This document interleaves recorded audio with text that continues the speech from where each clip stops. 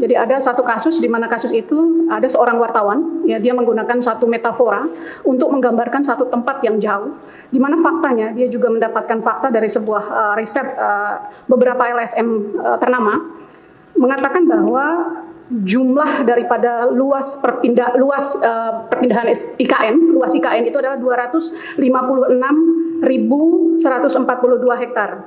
Nah, di mana dari luas itu memang sebagian besarnya adalah hutan, dan bahkan sebagian pejabat menyatakan akan dibangun forest city, yaitu adalah kota di dalam hutan. Itu ya, beberapa pejabat terkait menyampaikan demikian.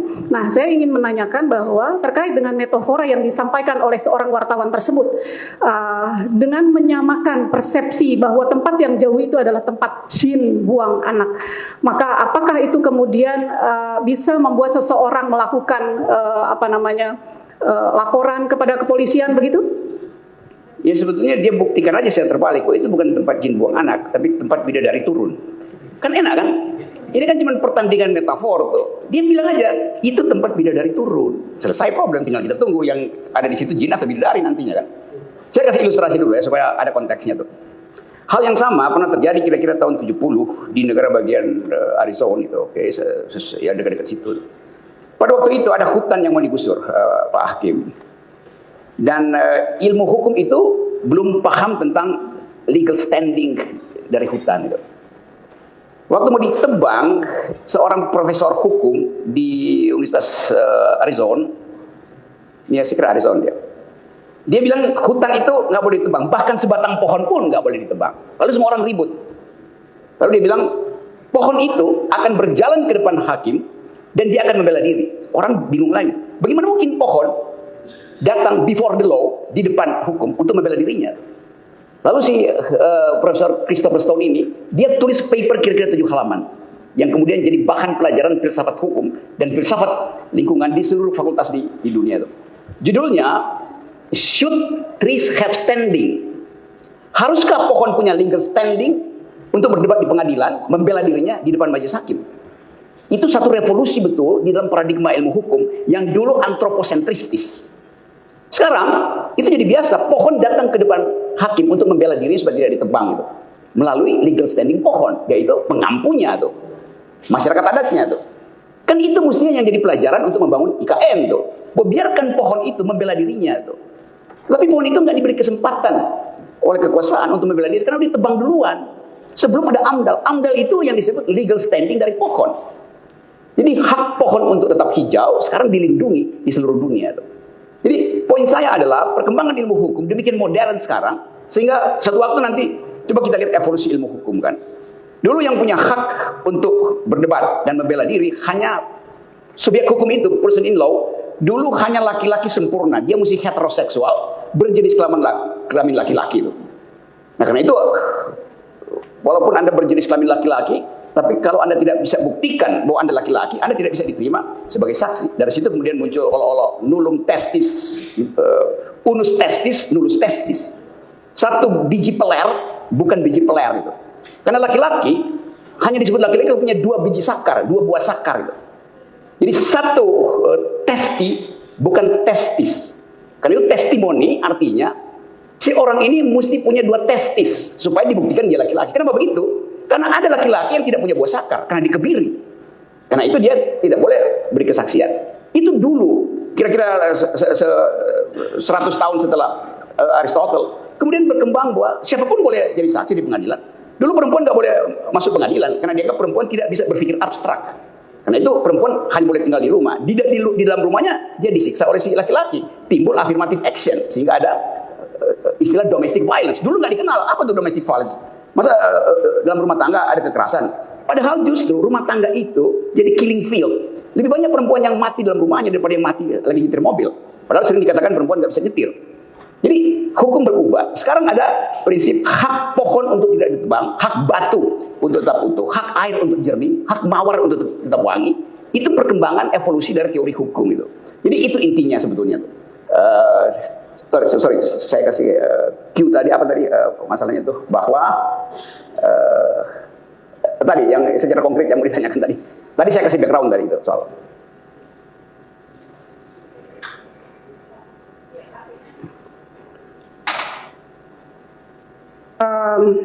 ya terkait dengan jurnalis tadi dalam menyampaikan metafora. Iya, itu.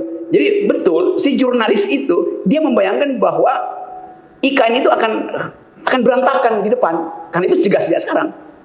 Tapi orang bilang enggak, IKN itu akan sukses. Sekarang Presiden Jokowi bilang sendiri bahwa itu mungkin juga belum bisa selesai di era saya, karena itu diperpanjang terus. Bagaimana kalau nanti terjadi perubahan politik dan Presiden berikut bilang stop IKN tuh? Jadi benar si jurnalisnya kan. Jadi semua ini adalah ongoing, in the making. Sesuatu yang tadi saya sebut utopia. Sesuatu masih bisa dibayangkan. Bayangan itu nggak boleh harus bagus betul. Selalu juga mesti buruk. Kan itu intinya kan. Jadi membayangkan itu bisa baik maupun buruk itu. Kemampuan membayangkan itu terlihat dari kemampuan membuat metafor. Saya misalnya bisa bilang itu akan jadi barang bekas itu. Dulu orang membayangkan misalnya, oke, seluruh peralatan militer Rusia itu disiapkan untuk menghajar Amerika Serikat. Akhirnya dia jadi barang bekas ketika Rusia runtuh tuh. Sama aja. Nah bayangkan misalnya kalau kita nggak mampu bikin prediksi secara hipotetis, lalu buat apa ada ilmu pengetahuan? Ilmu pengetahuan lingkungan mendeteksi bahwa IKN itu akan bangkrut dan emisi karbon dari situ akan membuat paru-paru Kalimantan itu bukan lagi paru-paru dunia. Saya baca riset itu. Jadi kenapa kita nggak boleh kasih aspek negatif dari situ? Nah, dalam logika negativity is essential thinking. Membuat negasi itu berguna untuk mengukur sesuatu tuh. Jadi bagian itu sebetulnya yang kita perlukan. Jadi sinisisme dari wartawan itu sekarang paralel dengan ujian-ujian yang lagi dibuat setelah pasca pandemi. Kalau saya tambahkan misalnya keterangan, Amerika Serikat bilang bahwa IKN itu adalah proyek yang akan bangkrut. Yang bikin tuh Amerika Serikat yang ngomong tuh. Joe Biden bilang begitu tuh. Lalu kita marah pada Joe Biden. Joe Biden juga bilang IKN itu betul, dia adalah tempat jin buang anak dan buang sampah tuh. Lebih parah lagi. Cuma dia nggak bisa ucapkan dalam bahasa Betawi. Karena itu Joe Biden tidak lahir di Tanah Abang. Oke, lanjut pertanyaan saya. Saya fokus kepada metafora jin buang anaknya saja. Pernahkah ahli mendengar tentang metafora jin buang anak dan kapan ahli pernah mendengar metafora jin buang anak? Saya dulu apa artinya? Rumah saya dulu di Jalan Haji Agus Salim. Itu hanya 200 meter dari Bundaran Irian. Dulu dari Bundaran Hotel Indonesia itu di Menteng, di pusat paling elit dari Jakarta, Menteng tuh.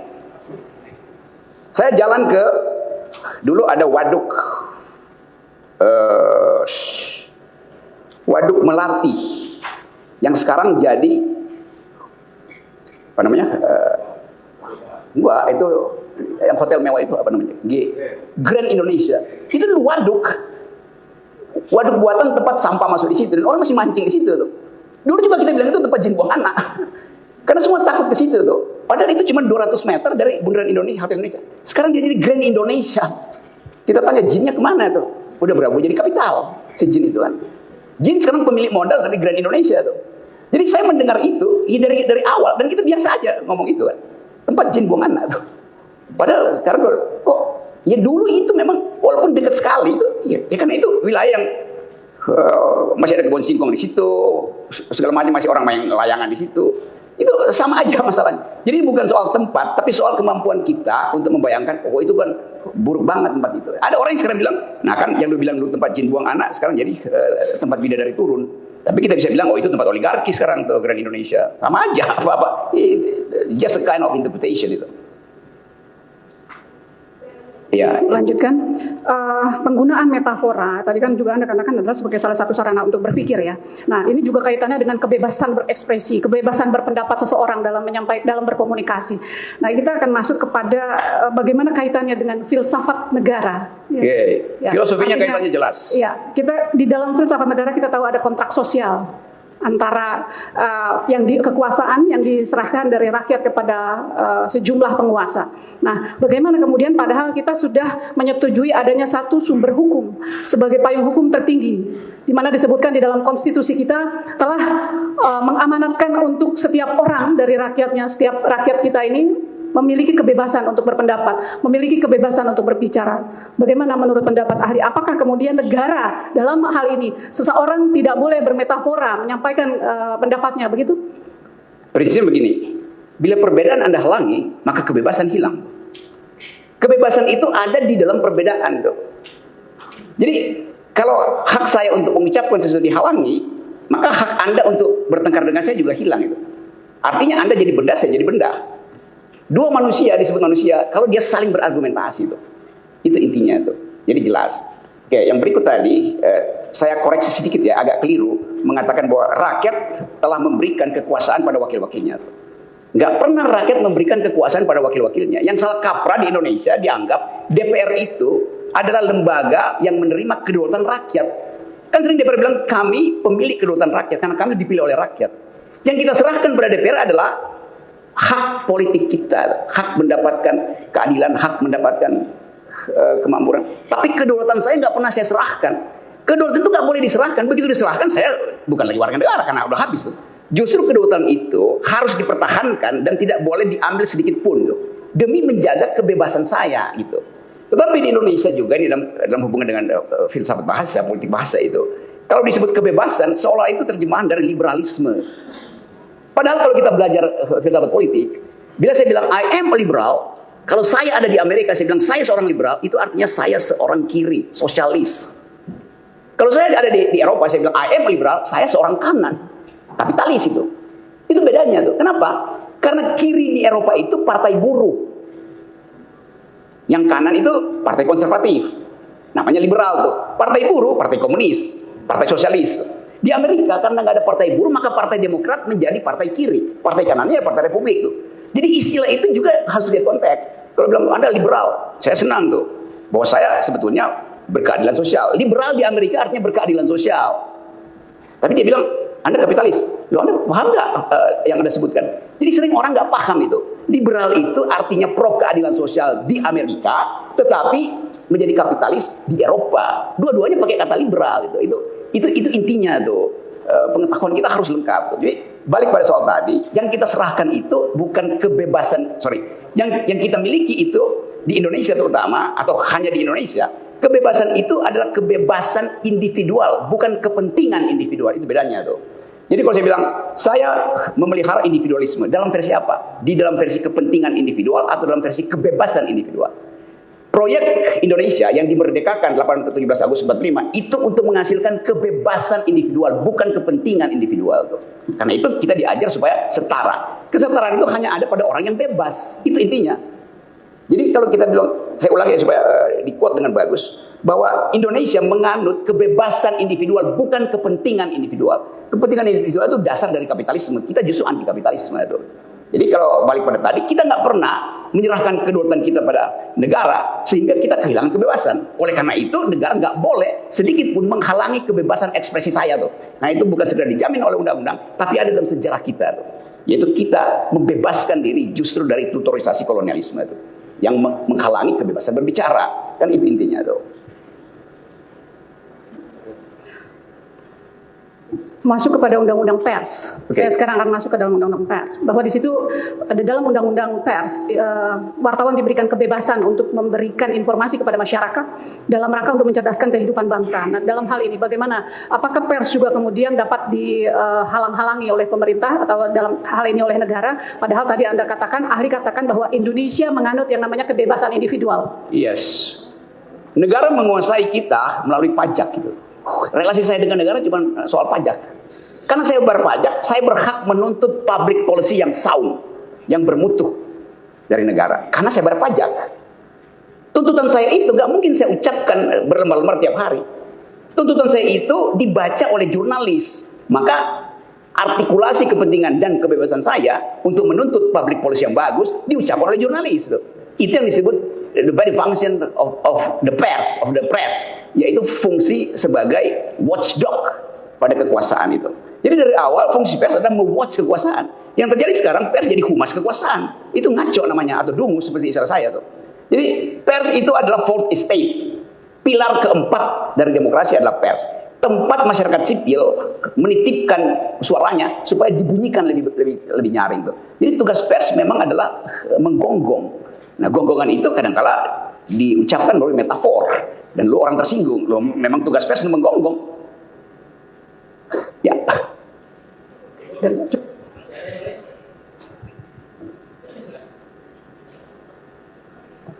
Makasih Yang Mulia. Saya mendapat kuliah yang luar biasa. Pantas kalau di luar saudara ahli disebut Bapak akal sehat ya. Karena banyak akal sehat di sini disampaikan. Ahli tadi mengatakan bahwa tempat jin buang anak itu adalah metafora yang abstrak.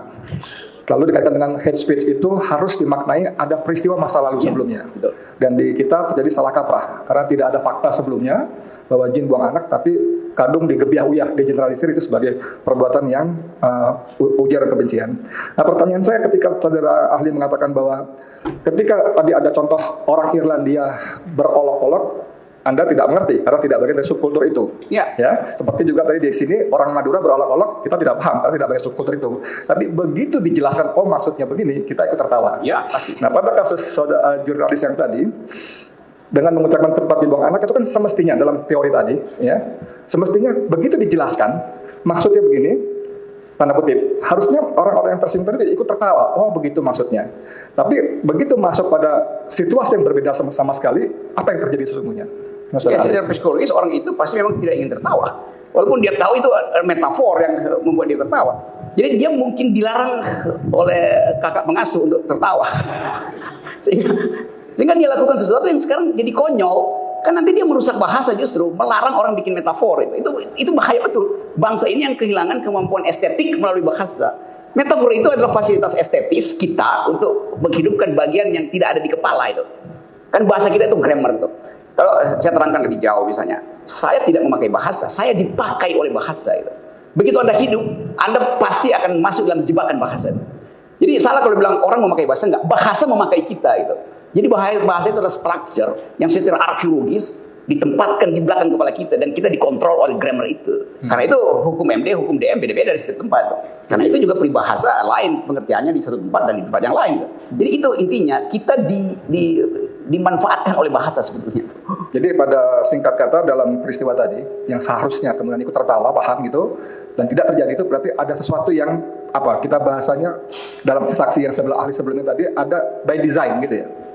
Saya nggak tahu kesaksian ahli tadi. Tapi kelihatannya bukan sekedar by design, tapi ini semacam imperatif hegemonik yang akhirnya dia manfaatkan itu. Dia mungkin nggak dia desain. Jadi di kepala dia itu udah beredar satu konsep besar bahwa mereka yang anti IKN itu anti presiden, mereka yang anti presiden itu harus diolok-olok dan harus dipidanakan. Itu yang disebut imperatif hegemonik itu. Yang diedarkan memang ini kan impact atau imbas atau limpahan dari persaingan politik di 2019. Jadi ngapain kita masuk di dalam sesuatu yang dalam persaingan politik ya biasa itu. Setiap kelompok punya imperatif hegemoni di atasnya tuh. Okay. Yang dimetaforkan dengan cebong dan kadrun itu. Kalau cebong dan kadrunnya sampai sekarang biasa-biasa aja kan. Dan yang tadinya kadrun sekarang ada di wilayah cebong. Apa yang rumit di situ tuh? Ya itu hal biasa yang sebetulnya harus diterjemahkan di dalam satu peristiwa politik yang khas itu biasa. Jadi jangan dijadikan itu sebagai sesuatu yang di dalamnya ada deli. Itu di luar kemampuan saya untuk menalar itu. Okay. Kalau orangnya nggak tertawa kalau diucapkan metafor itu. Satu lagi, tadi rekan penasihat hukum mengambil judul dalam salah satu video saya yang dijadikan dakwaan oleh jaksa, yaitu tolak IKN, proyek oligarki merampok uang rakyat. Itu dijadikan sebagai dakwaan yang disebut ujaran kebencian, berita bohong dan sebagainya. Nah, tadi ketika tadi Anda mengatakan ada soal struktural segala macam ya, kenapa sampai si wartawan tadi menyematkan judul seperti itu? Dalam logika si wartawan tadi kan filsafat kan logika berpikir ya. Yes. Dalam logika si wartawan tadi bahwa berdasarkan studi 8 LSM tadi ditemukan bahwa itu banyak sekali para oligarki yang potensial diuntungkan. Okay. Mulai dari dihapusnya kewajiban reklamasi, pembayaran kompensasi konsesi dan sebagainya seterusnya. Belum lagi proyek-proyek ikutannya, listrik, air minum dan sebagainya.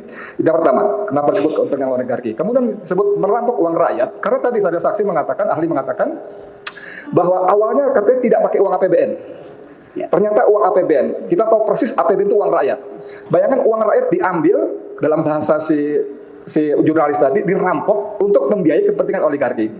Nah, dalam logika seperti itu, apakah judul semacam itu tadi bisa dijerat secara pidana, secara filsafat tadi gimana? Oke, supaya terhindar sedikit dari panasnya, saya akan terangkan nanti itu. Atau saya ucapkan aja dari awal. Itu memang merampok uang rakyat. Karena pakai APBN, itu kan uang rakyat. Lain kalau perjanjian dari awal, Presiden bilang kami akan merampok uang Anda melalui pajak macam-macam untuk BIKN. Lalu bilang oke, silakan rampok kami. Ada prinsip yang disebut dalam ilmu hukum pacta sunt servanda, a pact must be served. Tetapi ada kalimat di belakangnya itu, pacta sunt servanda hanya berlaku bila rebus sixtantibus. Bahasa Latinnya begitu. Hal-hal itu rebus dari kata res bahasa Latin. Rebus artinya masih berlaku. Rebus sic stantibus. Jadi hal-hal itu masih stantibus, masih berdiri begitu. Sekarang rebus sic stantibusnya berubah. Apa yang berubah? Dipindahkanlah kewajiban bisnis to bisnis itu menjadi kewajiban negara. Kan fakta sunt servandanya dengan sendirinya batal kan? Kenapa? Karena rebus sic stantibusnya udah berubah itu. Saya bagi silakan Google itu bahasa Latinnya supaya lebih tajam itu.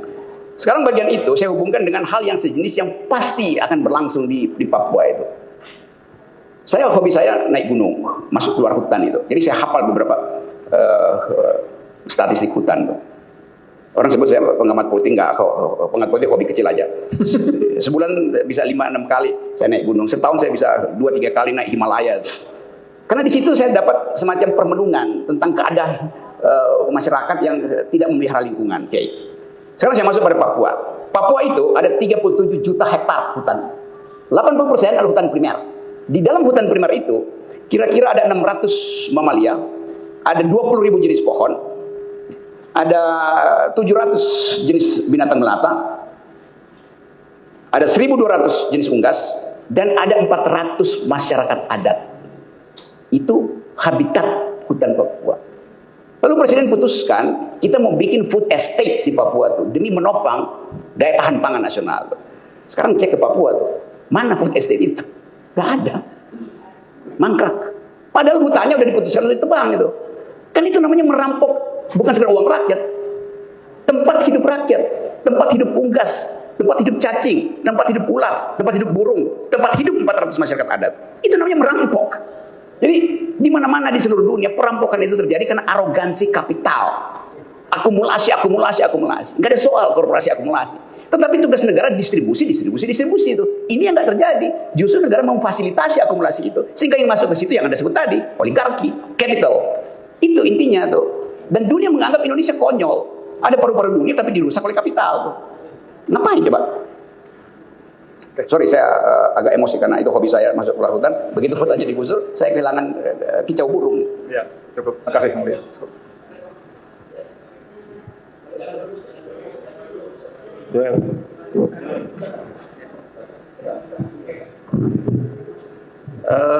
Izin baca lagi.